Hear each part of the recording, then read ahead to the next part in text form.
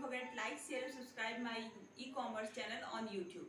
So student, today's topic is distinctions between accounting and accountancy. लेखांकन and लेखाकर्म में क्या अंतर है, आज हम उसे देखेंगे. So accounting is the process of account and accountancy is the result of accounting. जो अकाउंटिंग में क्या होता है कि हम लोग जो अकाउंट के सारे नियम को फॉलो करते हैं. अकाउंटेंसी में हम लोग क्या करते हैं, रिजल्ट फाइंड आउट करते हैं कि in the last we have earn profit और loss and what decision we have to make on that time and at this time.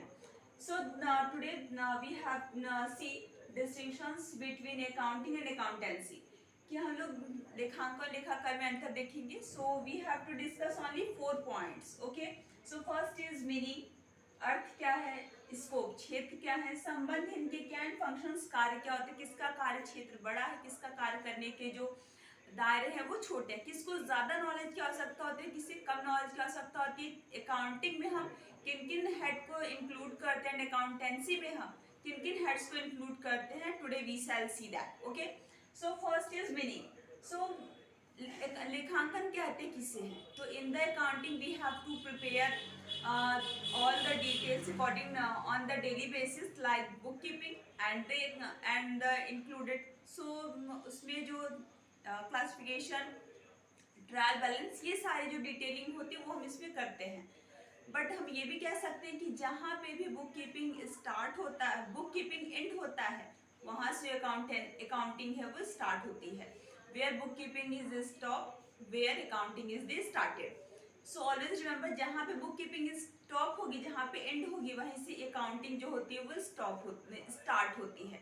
And जहाँ पे अकाउंटिंग हमारी डन होगी, वहाँ से अकाउंटेंसी के जो कार्य होते हैं वो स्टार्ट हो जाते हैं. So in the accounting we have to prepare journal, ledger, trial balance, trading account and PL account and balance sheet. And in the accountancy we have to check all rule regulations of the accountings. So जो भी accounting के अंतर्गत लेखे तैयार किए गए हैं वो सही है या नहीं है, या फिर उसमें इरर है, कहीं इरर तो नहीं है. देन लास्ट में हमने कितना प्रॉफिट अर्न किया, कितना लॉस अर्न किया, किस सेक्टर में हमने ज़्यादा अर्न किया, किस सेक्टर में हमने कम किया, इन सभी ब्रांचेस के अंतर्गत अकाउंटेंसी क्या होती है वो डिस्कशन करती है. And second is scope. जो अकाउंटिंग है, जो लेखांकन है हमारा, इसका क्षेत्र क्या है, अकाउंटेंसी की तुलना में थोड़ा कम है, लेकिन बुक कीपिंग से ज़्यादा है, क्योंकि इससे पहले वाली वीडियो में we have already discussed a difference between book keeping and accounting. So in this video we are discussing distinctions between accounting and accountancy. So जहाँ पे हमारा बुक कीपिंग स्टॉप हुआ था, देन वहाँ से अकाउंटिंग हमारा स्टार्ट हो गया था. तो अकाउंटिंग का जो क्षेत्र है वो बुक कीपिंग से तो ज़्यादा, बट अकाउंटिंग से क्या है वो छोटा है. एंड अकाउंटेंसी का क्षेत्र, हमारा जो स्कोप है वो ज़्यादा ब्रॉड है, क्योंकि अकाउंटेंसी में हम लोग क्या करते हैं, उसका जो इंटरप्रिटेशंस है, जो समरी है, जो सारांश है, वो उसे हम तैयार करते हैं अकाउंटेंसी के अंतर्गत. And third is relation. So we have already know that in the accountancy we are related to book keeping and accounting. जो अकाउंटिंग हो किससे रिलेटेड होता है, वो बुक कीपिंग से रिलेटेड होता है, because all work of the accounting is dependent on the bookkeeping. Accounting के जितने भी कार्य होते हैं वो किस पे डिपेंडेंट होते हैं, बुक कीपिंग पे डिपेंड होते हैं. यदि बुक कीपर अपने बुक को प्रॉपर तरीके से, सिस्टमेटिक तरीके से स्टोर नहीं करता, रिकॉर्ड नहीं करता, प्रिपेयर नहीं करता, then we can say that. तो जो अकाउंटिंग के जो रिजल्ट हैं, अकाउंटिंग में जो भी हम लोग खाते बनाते हैं, अकाउंट्स प्रिपेयर करते हैं, वो ट्रू एंड फेयर हमें जो रिजल्ट है वो नहीं देंगे. सो अकाउंटेंसी के अंतर्गत बुक कीपिंग एंड अकाउंटिंग दोनों ही चीज़ें क्या होती हैं वो हमारे इंक्लूड वहाँ पे होती हैं. सो ऑलवेज रिमेंबर, अकाउंटिंग के अंतर्गत सिर्फ बुक कीपिंग इंक्लूड होंगे, जबकि अकाउंटेंसी के अंतर्गत हमारे बुक कीपिंग एंड अकाउंटिंग दोनों इंक्लूड होते हैं. And last is functions. कार्य क्या है इसके, अकाउंटिंग के अंतर्गत हम लोग क्या करते हैं कि net result and financial positions of the company we have to find. But in the accountancy we have to make a decisions for the company future. So accountancy के अंतर्गत क्या है कि हमें डिसीजन लेना होता है अपनी कंपनी के लिए, अपने ब्राइट फ्यूचर के लिए, आई मीन टू से कंपनी के ब्राइट फ्यूचर के लिए. सो कंपनियां सारे जो कार्य होते हैं किस पे डिपेंडेंट होते हैं, अकाउंटिंग पे। और अकाउंटिंग को करने के लिए अकाउंटेंट की आवश्यकता होती है जिसको अकाउंटिंग की अच्छी नॉलेज हो, जो उस स्ट्रीम से उसने अपनी स्टडी कंप्लीट की हो। बट अकाउंटेंसी में हमें स्टडी तो चाहिए ही चाहिए, एंड सेकंड थिंग उसमें experienced person, we want experienced person for the accountancy. Accountancy करने के लिए हमें जो एक्सपीरियंस पर्सन होते हैं उनकी ज़रूरत होती है, ताकि हम सिस्टमेटिक तरीके से, एनालिटिकल तरीके से एंड डिसीजन मेकिंग का जो कार्य है कंपनी के लिए वो बहुत ही अच्छी तरीके से कर सके। So student, today we have discussed the distinctions between accounting and accountancy. Okay. Yes, in the first topic we have already discussed distinctions between accounting and accountancy. So this is the second topic, and the second topic is advantage or uses of accounting. जो लेखांकन है उसके उपयोग और उसके महत्व क्या है. So there are 11 points in the uses or advantage of the accounting. So see the first, helpful in management of business. किसी भी व्यवसाय के प्रबंध में ये किस प्रकार सहायक होता है. सो first is helpful in planning, helpful in decision making and helpful in controlling. So now see the first, helpful in planning. लेखांकन में जो नियोजन होता है हम किसके आधार पर करते हैं, लेखों के आधार पर. यदि लेखे हमें सही, ट्रू एंड फेयर वैल्यू बताते हैं किसी भी कंपनी के, देन हम उसी के आधार पर क्या करते हैं, प्लानिंग करते हैं. आज के मौसम के आधार पे हम कल की प्लानिंग करते हैं कि कल हमें क्या, कौन से वर्क करने हैं, कौन से वर्क नहीं करने हैं. तो ये सारी चीज़ें होती है अकाउंटिंग में कि प्लानिंग जो आज के लेखे उन्हीं के आधार पे हम फ्यूचर की नींव रखेंगे. देन अकाउंटिंग के अगर लेखे अच्छे हैं तो किसी प्रबंध के लिए प्लानिंग करना बहुत ही आसान हो जाता है. Second is decision making, helpful in decision making in management of business.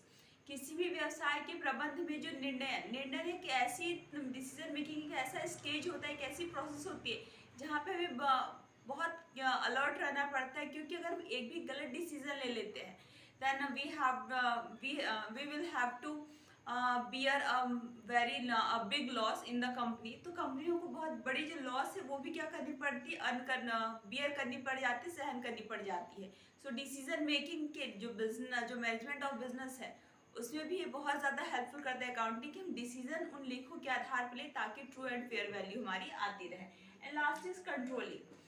जो अकाउंटिंग के लेखे हैं वो किसी भी मैनेजमेंट ऑफ बिजनेस को डिसीजन कंट्रोलिंग करने में भी बहुत ज़्यादा हेल्पफुल होती है कि we want employees in our company and how to control it and how to lead that, कि हम उन्हें लीड कैसे करें, उनके ऊपर कंट्रोलिंग कैसे करें, how to achieve our target within the time.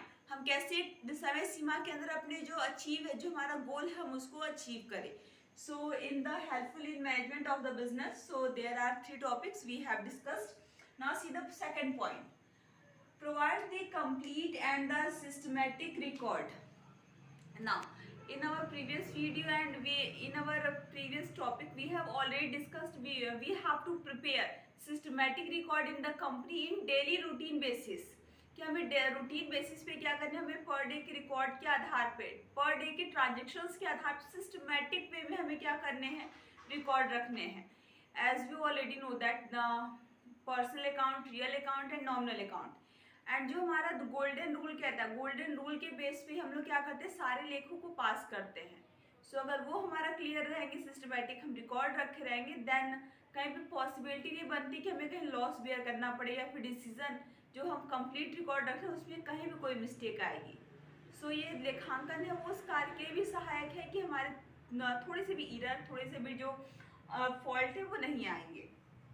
Third is information regarding profit और लॉस. जब हमें when we have prepare profit and loss account, trading account and balance sheet, so we have to earn net profit and net loss regarding the company.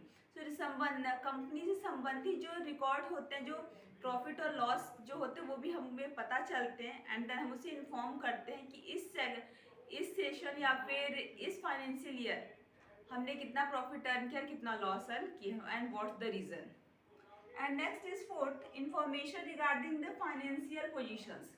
वित्तीय स्थिति से संबंधित भी हम क्या करते हैं, बिजनेस को इंफॉर्मेशन प्रोवाइड कराते हैं, because every work is dependent on the finance, so we have to want finance. So if we collect the finance from the various sector, from the various firms, So first of all, we have to calculate what's the finance we want in this financial year, and from where we have to collect it.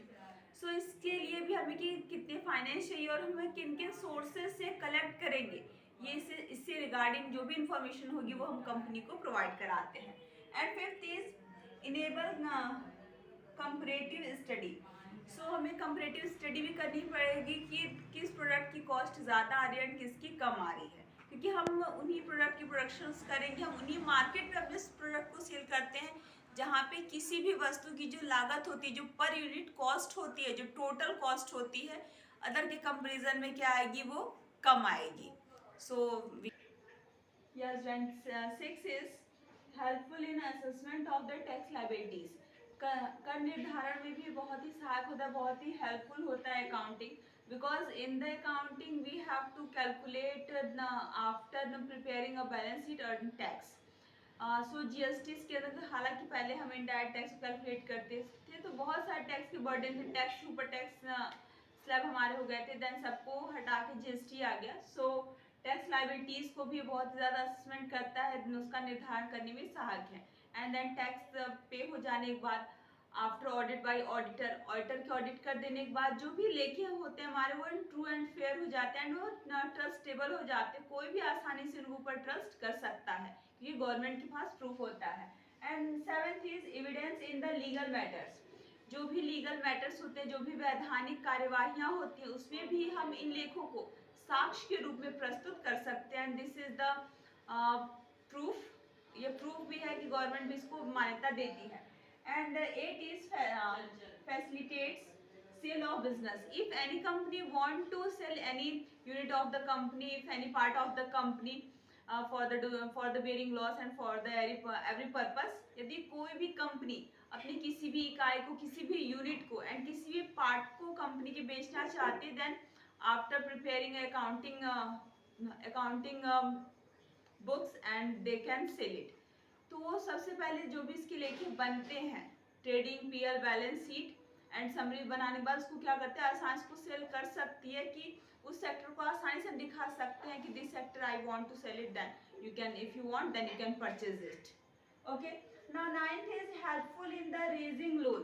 If any company want to raise loan on their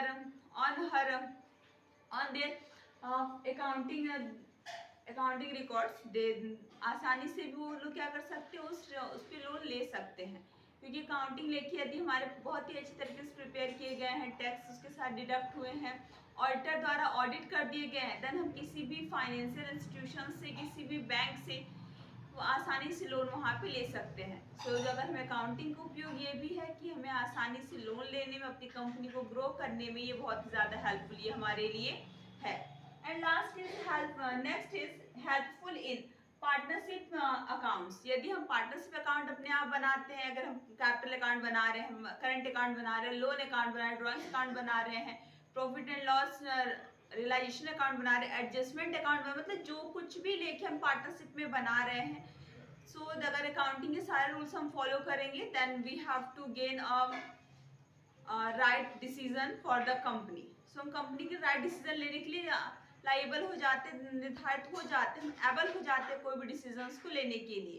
तो ये कंपनियों के जो partnership form है उनको भी सही लेखे प्रोवाइड कराता है. And last is helpful in preventions and detections of the error and frauds. कंपनियों के जो भी डिटेक्शंस होते हैं, प्रिवेंशंस होते हैं, छल कपट जो भी होते हैं, फ्रॉडगिरी होती है, उसे रोकने में बहुत ही ज़्यादा सहायक होता है.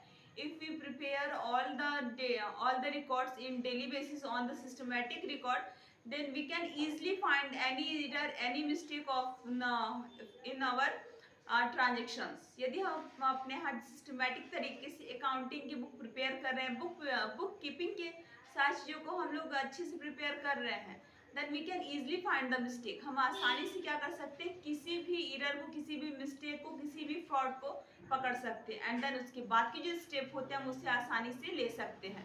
सो student, in this video we have discuss advantage and और uses of the accounting and distinctions between accounting and accountancy. So student, check the all points and make a notes for class 11th. So because class 11th हमारा base है. If you want to make a good student in commerce, so we have to prepare today. यदि आपको अच्छा student बनना है commerce में, then आप आज से स्टार्ट करो. So in the future you can do it. तो आप कर सकते हो. So student don't forget like and subscribe my channel for new post. And यदि आपने बेल आइकन ने प्रेस किया है तो सो प्लीज़ आप बेल आइकन भी प्रेस कर देना, ताकि मेरे सारे न्यू वीडियोज़ के जो अपडेट है वो आपके पास सबसे पहले आए. सो बाय स्टूडेंट.